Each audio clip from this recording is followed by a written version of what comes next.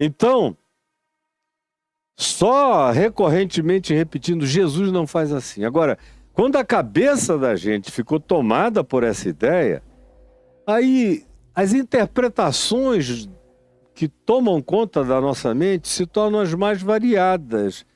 Há uma mudança, uma alteração de natureza cognitiva radical na vida de quem quer que tenha se tornado desse jeito, como aconteceu com eles aqui. O verso 25 diz que eles estão lá no meio daquela dificuldade toda, aí de repente, na quarta vigília da noite, aí você pergunta, que vigília é essa? Era sexta-feira, era dia de vigília? Não. A quarta vigília da noite era uma expressão daqueles dias, especialmente vinculada a episódios grandiosos. Era uma palavra, uma expressão muito usada, especialmente em Israel, na precedência das festas judaicas, dos acontecimentos grandiosos, gloriosos. De modo que a utilização dessa expressão vigília da noite já vincula o episódio inteiro a algo que na interpretação posterior do escritor do Evangelho, de Mateus, foi algo tão estupefaciente, tão extraordinário, que era para ser antecipado pela vigília da noite. Então ele chega e diz o seguinte, na quarta vigília da noite. Aí você pergunta, mas que horas era essa aí? A quarta vigília da noite acontecia entre 3 e 6 da manhã. É esse o período que a gente está vivendo. Como o texto de João diz que já se fazia escuro há muito tempo e Jesus ainda não viera ter com eles. E quando foi, era ainda escuro, pela interpretação imediata deles, na quarta vigília da noite foi Jesus ter com eles, na madrugada, 3h30, 4 horas da manhã. Ainda não havia luz nítida para esclarecer nada diante do olhar deles. Jesus foi quando quis, chegou a hora que determinou, não conforme a expectativa deles. Foi andando sobre o mar. Não se utilizou do barquinho que eles deixaram para Jesus remar. Não precisava de ajuda de discípulo para chegar aonde tinha que chegar, para visitá-los como queria visitá-los, para abordá-los como desejava abordá-los. Utilizava-se dos meios e dos recursos que ele queria e desejasse utilizar-se. Não precisava que ninguém lhe pavimentasse o caminho, que ninguém fizesse nenhuma facilitação para Deus ser Deus na vida dos discípulos. Crente é que tem mania, pela falta de fé, de querer ser Deus para Deus, vir como Deus em meu favor e chegar sem precisar fazer nada, porque eu já preparei tudo, já realizei tudo e com a bruxaria quântica já até mentalizei a frequência do milagre para mim mesmo. Veio ele e olhe que interpretação lhe surgiu na mente. Quando a gente tem esse pré-condicionamento, preste atenção aqui comigo. Quando a gente tem esse pré-condicionamento de imaginar o que Deus vai fazer em nosso favor, quando a gente dita o script divino, quando a gente dá o roteiro, quando a gente oferece os meios, quando a gente desenvolve uma teologia do não antagonismo, se ele me compeliu a atravessar, então tudo que de antagônico esteja acontecendo só pode ser o diabo fazendo. A própria natureza entra em estado de suspensão, os fenômenos da criação também passam a ser descritos, tudo é diabo, lutando contra Jesus, só para eu não cumprir a palavra dele. E aí a cabeça que pensa com essas categorias já não pensa mais segundo Jesus nem segundo o Evangelho. Já está completamente condicionado, já está completamente sob o estado de lavagem cerebral das teologias da hora, ou do momento, ou dos condicionamentos, ou das projeções das suas próprias mentes feitas sobre Jesus, sobre Deus, sobre o Evangelho. Já reescreveram um Evangelho das facilidades para si mesmo, e tudo quanto não combine com isso não é de Deus, não tem unção, não tem presença divina, caem nesse estado e aí começam, quando a existência é renitentemente contínua nessas supostas negatividades, a teologia do cara se altera numa outra direção diametralmente oposta, como a gente viu acontecer aqui. Na quarta vigília da noite, entre 3 e 6 da manhã, vem Jesus andando por sobre o mar, e os discípulos, ao verem-no andando sobre as águas, note que a grande ênfase aqui está ao verem-no andando sobre as águas. Não era ao verem-no. Se eles tivessem visto aquela silhueta dentro de um barquinho, eles iriam aplaudir: oh, Jesus remando, que gracinha, lindo, maravilhoso, está vindo no barquinho que a gente deu. Eu é que tive essa ideia. Aí iam até brigar entre eles para ver quem tinha sugerido primeiro a ideia. Aí apareceu alguém que disse: mas fui eu que achei o barco e deixei lá.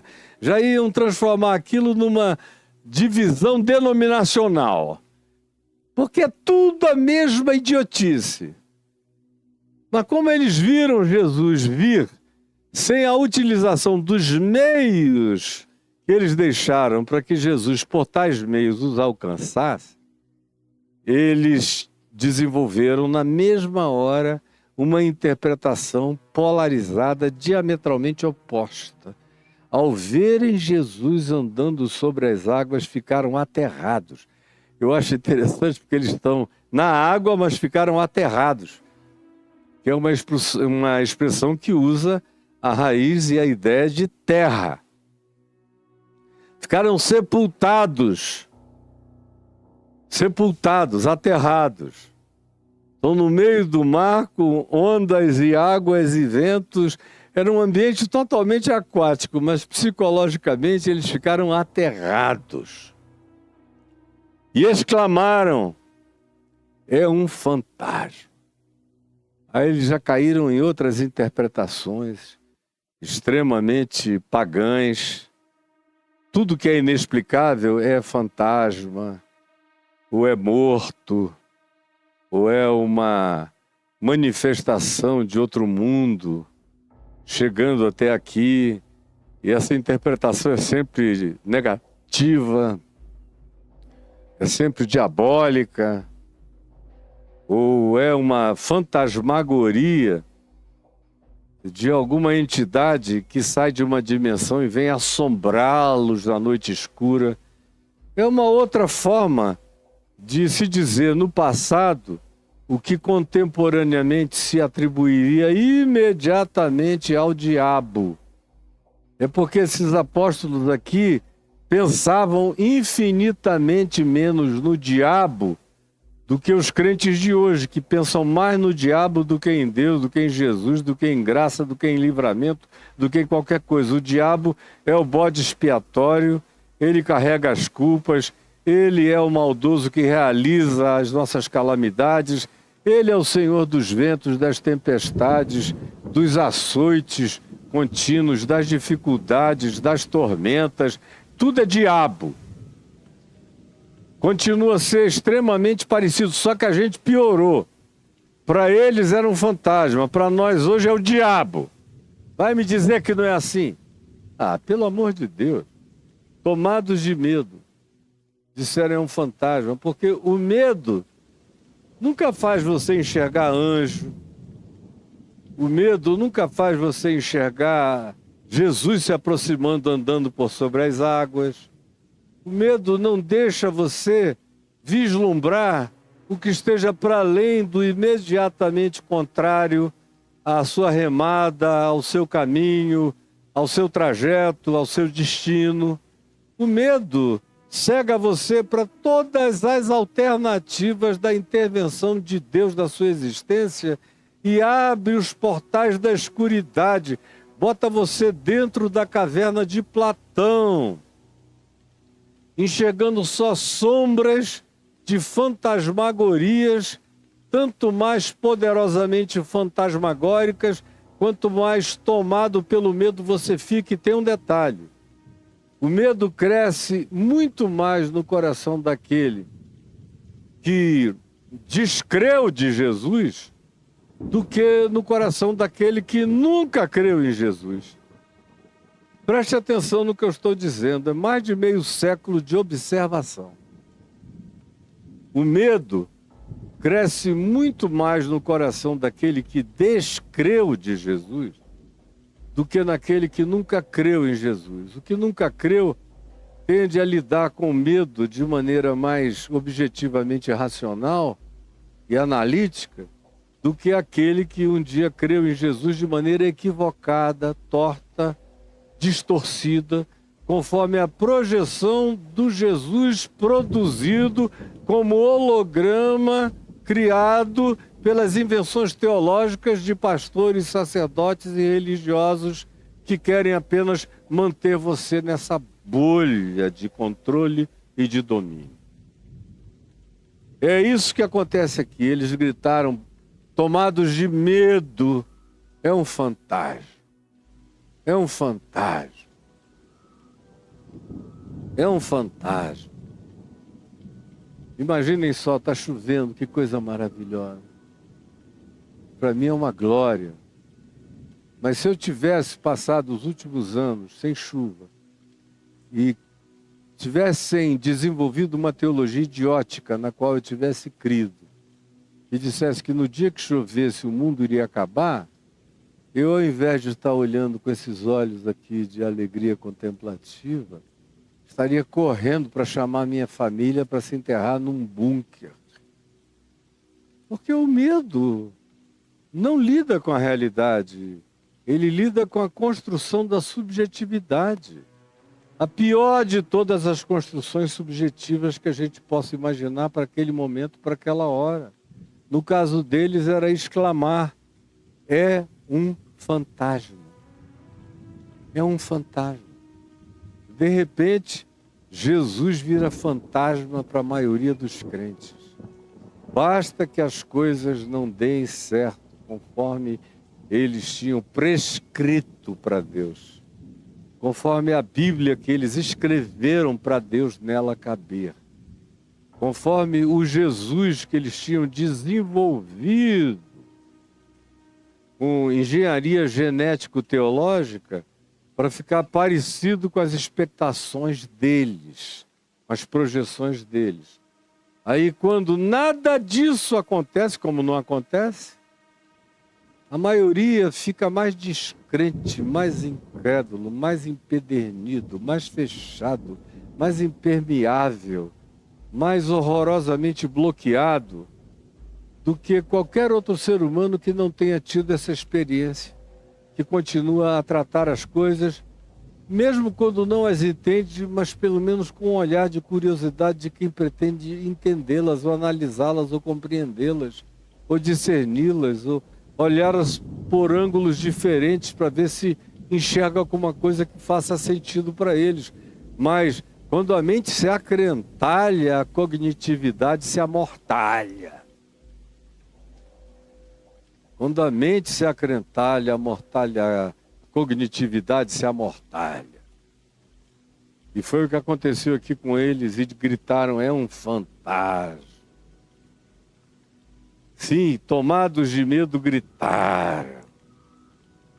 Gritaram: é um fantasma. Todos aqueles homens, imagine, aqueles 12 homens, pescadores, machos, toscos, todo mundo gritando: é um fantasma! Deve ter sido uma cena tragicômica. Mas Jesus, isso é o que salva a gente. É o que salva a gente dessas construções mentais negativas quando vêm sobre nós. É esse mais Jesus. Mais Jesus. Graças a Deus, tem a adversativa da palavra de Deus. Tem a adversativa do Evangelho contra a fantasiosidade da nossa mente. Até mesmo a palavra fantasma vem de fantasia. No caso, é uma fantasia negativa que ganhou a concreção do poder do mal. É uma fantasmagoria. E vem também da palavra fantasia, que vem também da palavra, a palavra fã. Fã é o que dá origem à fantasia, dá origem à fantasma, fantasmagoria. Porque quando o indivíduo não é crente no Evangelho, ele é apenas fã de Jesus. E também a palavra fã, que dá origem à expressão fanático. Fanático. Então, o fã é fanático. O fã produz irrealidades fantasiosas ou fantasmagóricas. Mas tudo decorre da fantasia, que é própria na mente e no coração de alguém que não cresceu em entendimento, em fé, mas se tornou apenas fã da magia de Jesus. Como a maioria dos que eu conheço são apenas fãs da magia de Jesus. Eventualmente, é o que eu vou querer que você se pergunte. Você de fato creu em Jesus? Ou se tornou apenas fã da magia de Jesus? Me responda, por favor. E como ontem eu deixei você com aquela questão, eu agora paro aqui e deixo você com essa questão. Você de fato conheceu o Jesus do Evangelho, aonde com ele vem todas as dimensões da realidade, do nascimento à morte mais cruenta, tudo pode acontecer. Do mesmo modo que ele faz nascer o sol sobre maus e bons, e vi chuvas sobre justos e também sobre injustos. Esse é o Evangelho. O que acontece ao homem bom pode acontecer ao mal, tanto quanto o que acontece ao homem mau pode acontecer também ao homem bom. No Evangelho a diferença é como você enxerga, como você interpreta, como você reage, como você trata, como você enfrenta.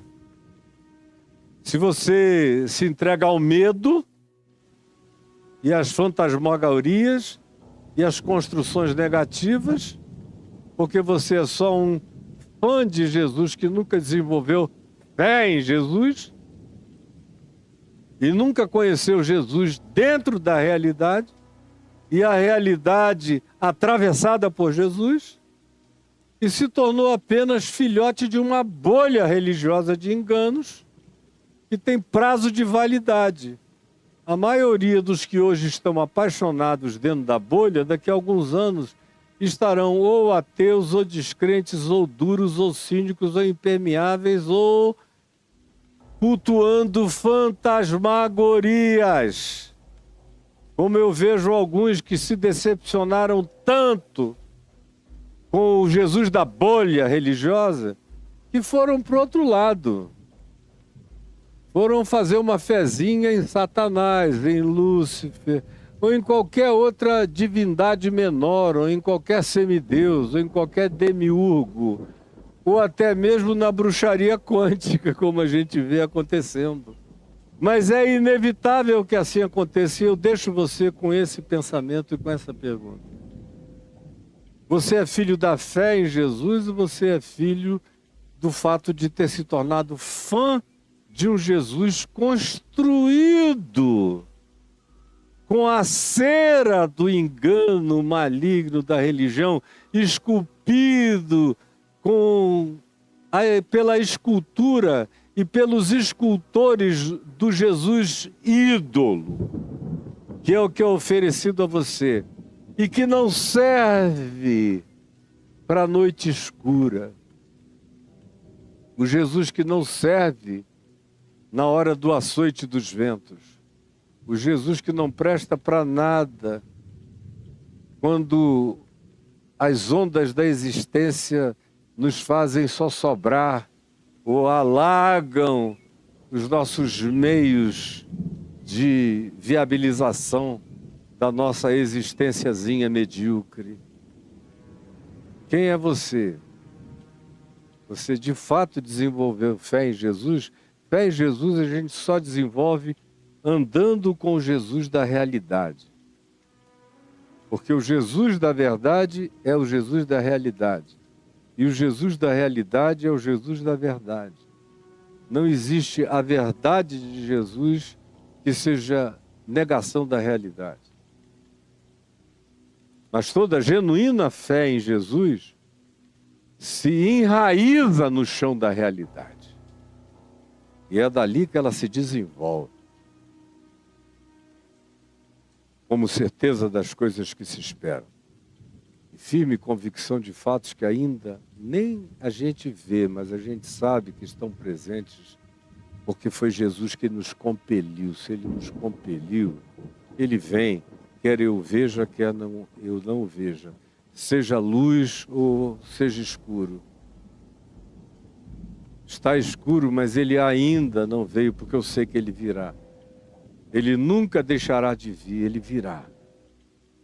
E lá em João 6, quando diz fazia escuro e Jesus ainda não viera ter com eles, é porque quem escreveu o Evangelho foi João, sabia que Jesus viera.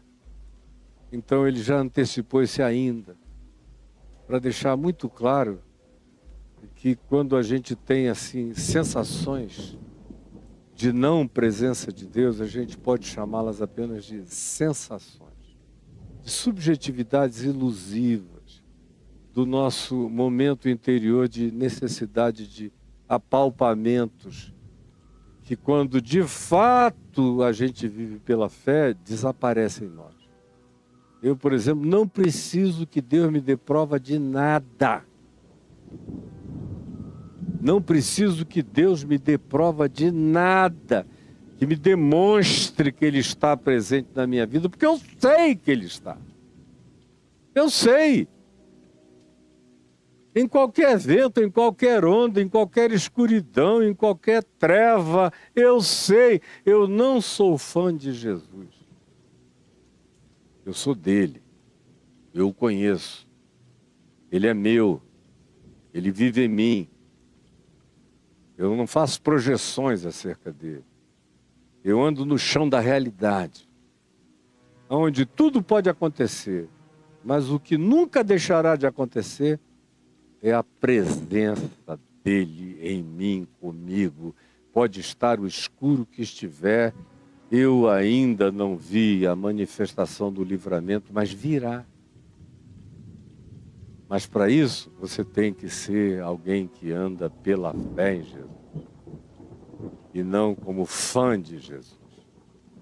Pense, amanhã eu volto com você para a gente continuar e terminar essa caminhada de Jesus sobre as águas do mar. Senhor Jesus, eu peço que as lições dessa realidade, dessa história, dessa narrativa, desse fato, nos atinjam hoje, no meio de todos os contraditórios da nossa existência, de todas as situações, circunstâncias, conjunturas, conjunções e circunvalações e tornados e furacões e tufões e tremores de terra e alagações e dilúvios, tanto faz. O Senhor está conosco. O Deus dos seres improváveis é o nosso refúgio e fortaleza bem presente nas tribulações. É diante de Ti que nós estamos. E é assim, na Tua presença, que nós continuaremos. Em nome de Jesus. Amém e amém.